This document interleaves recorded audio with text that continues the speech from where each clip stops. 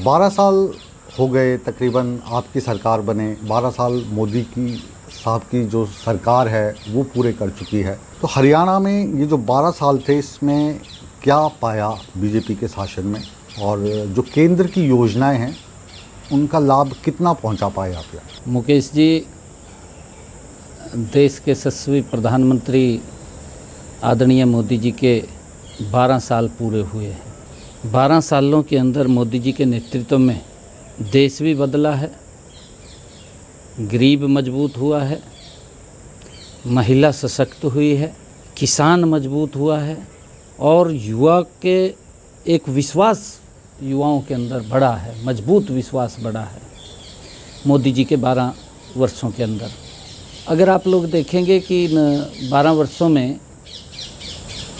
हरियाणा गति से बदला है, जिसकी चर्चा आम व्यक्ति ग्रामीण क्षेत्र में दूर सुदूर बैठा हुआ व्यक्ति भी आज इस बात की चर्चा करता है कि 12 वर्षों में गति से प्रदेश भी बदला है, देश भी बदला है जी।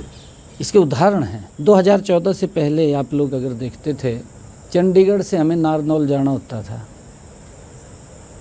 तो सुबह चल करके रात को 9-10 बजे पहुंचते थे। बिल्कुल, मेरा गांव नारनौल के आगे ही पड़ता है, सिंघाड़ा। जी जी जी, आपको तो बखूबी उस दौर का याद होगा। जी हाँ, 8-9 घंटे आराम से लगते थे। 9 घंटे 10 घंटे का समय लगता था, आज 3-3.5 घंटे का समय लगता है। ये बड़ा बदलाव मोदी जी के नेतृत्व में इन 12 वर्षों में आया है और इसकी चर्चा आज हर व्यक्ति कर रहा है। आज मेरा गांव मजबूत हुआ है, आज मेरा शहर मजबूत हुआ है, इंफ्रास्ट्रक्चर गति से बदला है इन 12 वर्षों के अंदर। चाहे आप छोटी जगह कहीं नज़र डालेंगे या कहीं बड़ी जगह देखेंगे तो आपको बदलाव हर जगह मोदी जी के इन 12 वर्षों के अंदर नज़र आया है। और ये मोदी जी की वो दूरगामी सोच, उनकी नीयत, उनकी नीति, उनका विजन, देश आज गति से आगे बढ़ रहा है। अब ये जो बदलाव हुआ है इसके पीछे अगर मैं जैसे कुछ नाम गिनवाऊँ तो उसमें पीएम आवास योजना है, आयुष्मान उज्ज्वला योजना, किसान सम्मान निधि, ये जो योजनाएं हैं केंद्र सरकार की हैं। तो हरियाणा में इसको आप कितना लागू कर पाए या अभी कसर बाकी है? नहीं, देखिए, हमारे यहाँ कसर बाकी नहीं है। मैं मुकेश जी आपको बताना चाहूँगा, पहली बार किसी प्रधानमंत्री जी ने आज़ादी के बाद किसी प्रधानमंत्री जी ने गरीब व्यक्ति का विचार किया है। उसके सामने बड़ी समस्याएं थी क्योंकि इलाज नहीं करा पाता था, पैसे के अभाव के कारण परिवार से दूर चला जाता था। ऐसी समस्याएं 2014 से पहले कांग्रेस का जब शासन था देश के अंदर, बदलाव नहीं था, गरीब व्यक्ति गरीब हो रहा था। मोदी जी ने ऐसी ऐसी योजनाएं जो आम व्यक्ति के जीवन में बदलाव लाने का काम किया है, वो योजनाएं एक योजनाबद्ध तरीके से लागू की हैं। जी। आयुष्मान योजना जिसका जिक्र आपने किया है, अगर मैं हरियाणा की बात करूं, हरियाणा के अंदर हमारा लगभग 3 करोड़ की आबादी, 1.5 करोड़ से ज़्यादा लोगों का आयुष्मान कार्ड चिर आयु योजना के साथ जुड़ा हुआ है, जिसको 1 साल के अंदर 5 लाख रुपए का अधिकार है कि अगर उसको कोई बीमारी दिक्कत आ जाती है तो वो अच्छे से अपना इलाज करा सकता है। ये सम्मान दिया है मोदी जी ने और मुझे खुशी है इन 12 वर्षों के अंदर हरियाणा में इस योजना के साथ जुड़ करके लगभग 27 लाख से ज़्यादा लोगों ने अपना इलाज कराया है। हमारी सरकार ने 4,000 करोड़ रुपए से ज़्यादा उनके इलाज का देने का काम किया है। जी। अगर आज आप गांव के अंदर जाएंगे या कहीं वार्ड में चर्चा करेंगे जा कर के, आपको 5-4 लोग 10 लोग ऐसे मिलेंगे कहने वाले कि इस योजना के तहत मैंने ये इलाज कराया है, मेरा कोई पैसा नहीं लगा। ये मोदी जी की वो सोच कि गरीब व्यक्ति को उसका मजबूत करना है, उसको लाभ देना है और योजनाबद्ध तरीके से उसको दे रहे हैं। आपने उज्ज्वला योजना की बात की, हरियाणा के अंदर लगभग 9-9.5 लाख ऐसी बहनें हैं जिनकी रसोई के अंदर उज्ज्वला के तहत ये कनेक्शन गया है, गैस का सिलेंडर गया है। हरियाणा सरकार ने हर घर हर गृहिणी उसके साथ जोड़ करके ऐसे परिवारों को चिन्हित करके, ये डबल इंजन सरकार की बात कर रहा हूँ मैं मुकेश जी, डबल इंजन सरकार का क्या लाभ होता है? आदरणीय प्रधानमंत्री जी योजना चलाते हैं, मैं कई बार बोलता हूँ कि वो 100 रुपया भेजते हैं, 125 रुपया बना करके आम व्यक्ति के लाभ तक पहुंचाने का काम करते हैं। अच्छा, ये बदलाव है। ये आज एक नया आंकड़ा आया। हाँ, ये बदलाव है। पहले हम सुनते थे, खुद तत्कालीन प्रधानमंत्री बोलते थे कि मैं 100 रुपये भेजता हूँ तो और 15 रुपये लगते हैं। पहुँचते हैं। आप कह रहे हैं कि वो 100 रुपये भेजते हैं और हम 125 उसका 125 करके लोगों को लाभ पहुंचाते हैं। मैंने कहा है कि आयुष्मान और चिरायु योजना दोनों जोड़े डबल इंजन सरकार का ये काम है, और डबल इंजन सरकार के अंदर आयुष्मान और चिरायु के अंदर 27 लाख लोगों ने लाभ लिया है। आज गरीब व्यक्ति को चिंता नहीं है उसके इलाज के लिए। कोई बीमारी किसी को अगर दुर्भाग्यपूर्ण आ जाती है तो वो किसी की तरफ हाथ नहीं फैलाता, अपना इलाज करा लेता। उसको वो जो आदरणीय प्रधानमंत्री जी ने आयुष्मान कार्ड दिया है, वो उसका ATM उसकी जेब में डालने का काम किया है। और मैंने जो उज्ज्वला योजना की आपने बात किया था, उसकी मैं बात कर रहा था। उज्ज्वला योजना के तहत हमने हर घर हर गृहिणी बना करके 15 लाख से ज़्यादा महिलाओं की रसोई में हम 500 रुपये का गैस का सिलेंडर आज भी पहुंचा रहे हैं। अच्छा, इनकी तादाद कितनी है तकरीबन? देखिए, 1,80,000 ऐसे परिवार जिनकी इनकम है, ऐसे परिवारों की हमने ओपन किया है। जिन परिवारों की इनकम 1,80,000 रुपये है, इस योजना के साथ जुड़ करके वो लाभ ले सकता है, क्योंकि हमने इसको ऑनलाइन किया हुआ है। और उसके तहत हमारे पास लगभग 15 लाख ऐसे परिवार हैं जिनको हम 500 रुपये का गैस का सिलेंडर देने का काम कर रहे हैं। और मुझे खुशी है, जब से मैंने ये योजना लागू की है, लगभग 300 करोड़ से ज़्यादा बहनों के खाते में जमा भी करा दिया है। और प्रधानमंत्री आवास योजना है। प्रधानमंत्री जी का एक सपना था कि हर व्यक्ति के सर के ऊपर छत होनी चाहिए। ये आदरणीय प्रधानमंत्री जी ने एक मिशन मोड में काम किया इसके अंदर।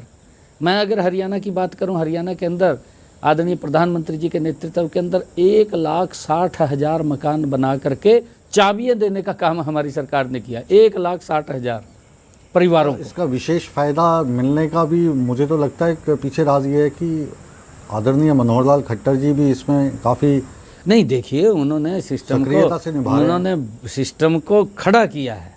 क्योंकि जब अवसर मिलता है, भारतीय जनता पार्टी को अवसर दिया है हरियाणा के लोगों ने, तो उस सिस्टम को बढ़ाने का काम आदरणीय मनोहर लाल जी ने किया है, उसको खड़ा करने का काम किया है। और मुझे खुशी है कि हमने इसको लगातार आगे बढ़ा रहे हैं। हरियाणा के अंदर हमने ऐसे परिवार चिन्हित किए जिनके पास मकान बनाने के लिए भी जगह नहीं। ऐसे परिवारों को चिन्हित करके उनको 100 गज का प्लाट देने का काम हमारी सरकार ने किया, और उसको प्रधानमंत्री आवास योजना के साथ जोड़ा है। उनको ऊपर मकान भी देंगे बनवा करके। हमने ये तय किया है कि प्रधानमंत्री जी की जो योजना है, उसको 100 गज का प्लाट दे करके उस पर मकान बना करके चाबियाँ देने का काम ये हमारी सरकार करेगी। हमने 100 गज के प्लाट लगभग 18.5 लाख के करीब में हमने ये दिए हैं। गांव की बात आप कर रहे हैं, आवास योजना की बात कर रहे हैं। अब अगर हम कहें कि किसी भी राज्य को आज के युग में अगर विकास की राह पे चलना है, तो इंडस्ट्रीज़ उसमें बहुत अहम रोल अदा करती हैं। अभी सोमवार की बात है, आपने एक आयोजन किया, मेक इन हरियाणा। पहले मेक इन इंडिया था, मेक इन हरियाणा। तो इस आयोजन में जो आंकड़े मुझे मिले हैं, 1 लाख करोड़ के करीब उसमें MOU साइन हुए हैं। 1,10,000 करोड़। तो अक्सर जो MOU हैं ये साइन हो जाते हैं, ज़मीन पर उसकी हकीकत कुछ और होती है। तो जो MOU साइन हुए हैं वो ज़मीन पर भी आएँ, इसके लिए क्या प्रयास हैं? और अगर वो सभी लोग आ जाते हैं तो हरियाणा किस दिशा में आगे जाएगा फिर? नहीं, देखिए, आज देश का हर इन्वेस्टर्स, आउट ऑफ कंट्री भी इन्वेस्टर्स आज हरियाणा को अपना प्रथम निवेश करने का स्थान, सुरक्षित स्थान आज वो मान रहे हैं। और यही कारण है मुकेश जी, क्योंकि लोगों का जो विश्वास हरियाणा के ऊपर बढ़ा है, लोग लगातार यहाँ इन्वेस्ट कर रहे हैं। और हमने अपनी न्यू इंडस्ट्रियल पॉलिसी जो लॉन्च की, उसका मेन कारण था कि हमने जब इंडस्ट्रियल पॉलिसी बनाने के बाद हमने इंडस्ट्रियलिस्ट के साथ बैठ कर के मीटिंग किया। हमने कहा कि हम ये पॉलिसी लेकर के आ रहे हैं, आप इसके अंदर सुझाव दीजिए, क्या इसके अंदर हम और जोड़ सकते हैं या क्या कुछ इसके अंदर से हम निकाल सकते हैं।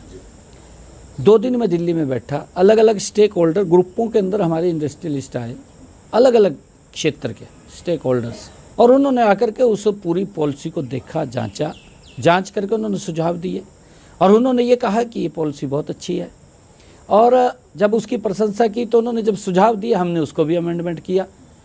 जिस दिन हम पॉलिसी को उनसे डिस्कस कर रहे थे, कई इंडस्ट्रियलिस्ट तो उसी दिन तैयार हो रहे थे कि आज ही हम इन्वेस्ट कर दें, आज ही हम साइन कर दें। कई ने तो लैंड की भी वो दी भी, मुझे इतनी लैंड चाहिए, हमने उसकी ऐड भी निकाल दी और वो लैंड परचेज भी कर रहे हैं, लैंड भी निकाल दी हमने। और जब हमने इसको लॉन्च किया, हमने सबको बुलाया, उनको मालूम है कि हमसे पूछ करके इसके अंदर जो भी अमेंडमेंट हमने कहा है वो किए हैं। मैंने कहा है तभी लोगों का विश्वास हरियाणा के ऊपर बढ़ा है और एक बड़ी इन्वेस्ट, क्योंकि हमारा जो लक्ष्य था वो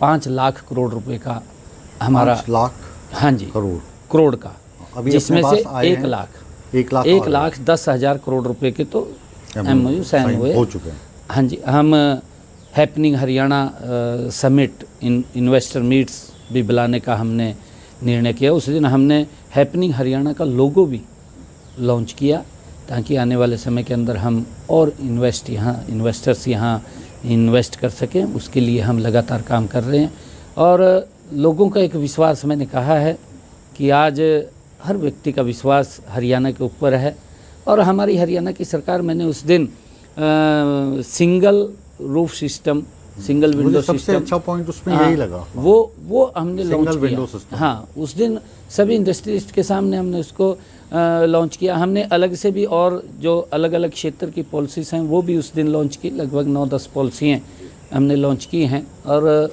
उसकी एक बड़ी चर्चा और प्रशंसा भी लोगों ने की है, क्योंकि जो इंडस्ट्री लगाना चाहता है उसको जगह जगह धक्के खाने पड़े, फाइल पहुंचानी पड़े, तो वो फिर ऊब जाता है। हाँ, ये बिल्कुल हमने कहा है कि कोई भी व्यक्ति अगर यहाँ से इंडस्ट्री, हमने उसको ऑनलाइन किया है कि अगर वो देखे कि हमने 3 जोन्स बनाए हैं पूरे हरियाणा प्रदेश के, अलग अलग 3 जोन के अंदर कहाँ कौन सी हम सरकार की तरफ से उसको इंसेंटिव देते हैं, वो स्क्रीन के ऊपर देख ले भी इस जोन के अंदर मुझे इंसेंटिव मिलेगा, तो वहाँ वो सिलेक्ट कर सकता है। और ज़्यादा इंसेंटिव उसमें मिलेगा जो कम विकसित जगह होगी। नहीं, देखिए, हमने जो 10 IMT की बात कही थी पीछे अपने बजट भाषण के अंदर, मैंने कहा था 10 IMTs के अंदर हमने ये कहा है कि वहाँ पर अगर कोई व्यक्ति इंडस्ट्री लगाना चाहता है उसको किसी प्रकार की NOC की आवश्यकता नहीं है, क्योंकि उसके अंदर हमने स्पेशल उसके अंदर कैटेगरी इसके अंदर रखा है।